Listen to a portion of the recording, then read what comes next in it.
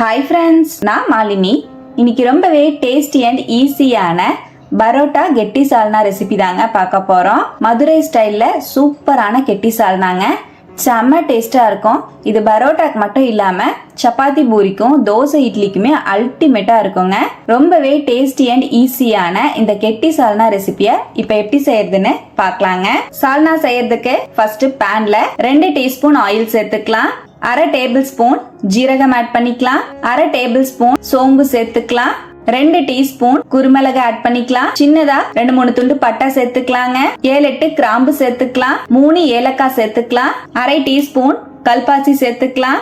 ஒரு கையளவு சின்ன வெங்காயம் உரிச்சு சேர்த்துக்கலாங்க. நல்லா மிக்ஸ் பண்ணி விட்டுக்கலாம். வெங்காயம் நல்லா டிரான்ஸ்பரண்ட் ஆகுற அளவுக்கு வதக்கிக்கலாங்க. இதோடவே 1 டேபிள் ஸ்பூன் வேர்க்கடலை சேர்த்துக்கலாம். நல்லா மிக்ஸ் பண்ணி விட்டுக்கலாம். வேர்க்கடலையும் சேர்த்து நல்லா ஃப்ரை பண்ணிக்கணுங்க. பாருங்க, நம்ம சேர்த்த எல்லா பொருளுமே நல்லா ஃப்ரை ஆயிடுச்சு. இதோடவே 2 பெரிய சைஸ் தக்காளி பழத்தை அரிஞ்சு சேர்த்துக்கலாம். நல்லா மிக்ஸ் பண்ணிக்கலாம். தக்காளி நல்லா சாஃப்ட் ஆகுற அளவுக்கு வதக்கி விடணுங்க.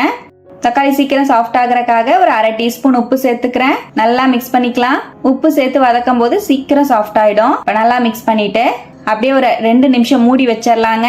பாருங்க, நம்ம தக்காளி வெங்காயம் எல்லாமே நல்லா சாஃப்ட் ஆகி நல்லா வதங்கிடுச்சு. இப்ப நம்ம வதக்கி வச்சிருக்கிற எல்லா பொருளையும் மிக்ஸி ஜாருக்கு மாத்திக்கலாம். 1/4 கப் அளவு பொடியா நறுக்கின தேங்காய் சேர்த்துக்கலாம். தேவையான அளவுக்கு தண்ணி சேர்த்து நல்லா நைஸா அரைச்சுக்கலாங்க. நம்ம சால்னாக்கு மசாலா பேஸ்ட் ரெடி ஆயிடுச்சு. இருக்கட்டும்.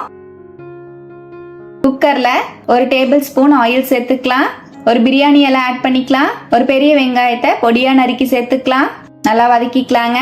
வெங்காயம் டிரான்ஸ்பரண்ட் ஆகுற அளவுக்கு வதக்கிட்டு 1 டீஸ்பூன் இஞ்சி பூண்டு பேஸ்ட் சேர்த்துக்கலாம். நல்லா மிக்ஸ் பண்ணி விட்டுக்கலாம். இஞ்சி பூண்டோட பச்சை வாசம் போற மாதிரி வதக்கி விட்டுக்கணுங்க.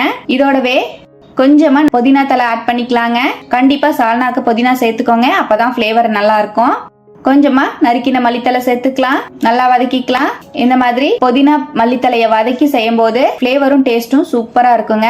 இப்ப நல்லா வதக்கி விட்டுட்டு இதோடவே 1 டீஸ்பூன் மிளகாய் தூள் சேர்த்துக்கலாம். 1 டீஸ்பூன் காஷ்மீரி மிளகாய் தூள் சேர்த்துக்கலாம். கலருக்காக தான் காஷ்மீரி மிளகாய் தூள் சேர்த்திருக்கேன். 3 டீஸ்பூன் கொத்தமல்லி தூள் சேர்த்துக்கலாம். அரை டீஸ்பூன் மஞ்சள் பொடி சேர்த்துக்கலாம். நல்லா மிக்ஸ் பண்ணி விட்டுக்கலாங்க. இப்ப நல்லா கலந்துட்டேன். இந்த அளவுக்கு நல்லா கலந்துட்டு இதோடவே நம்ம அரைச்சு வச்சிருக்கிற மசாலா பேஸ்ட் சேர்த்துக்கலாம். பேஸ்டையும் சேர்த்து ஒரு 2-3 செகண்ட் மீடியம் ஃப்ளேம்லயே நல்லா கலந்து விட்டுக்கலாம். இப்ப நல்லா கலந்து விட்டுட்டு இதோடவே மிக்ஸி ஜார் அலசி 2.5 கப் அளவு தண்ணி சேர்த்துக்கலாங்க. 1 டீஸ்பூன் உப்பு சேர்த்துக்கலாம். நல்லா கலந்து விட்டுறலாம். குக்கர் மூடி போட்டு 3 விசில் விட்டு இறக்கிக்கலாங்க. அவ்வளவுதான். சூப்பரான டேஸ்ட்ல நம்மளோட பரோட்டா கெட்டி சால்னா சூப்பரா ரெடி ஆயிடுச்சு. நான் 3 விசில் விட்டு இறக்கிட்டேன். நல்லா கமன்னு வீடே மணக்கிற மாதிரி செம்ம வாசமா இருக்குங்க. நறுக்கின மல்லித்தலை சேர்த்துக்கலாம். அவ்வளவுதான். பாருங்க, நம்மளோட டேஸ்டியான கெட்டி சால்னா சூப்பரா ரெடி ஆயிடுச்சு. பார்க்கவே எவ்வளவு எம்மியா இருக்கு பாருங்க.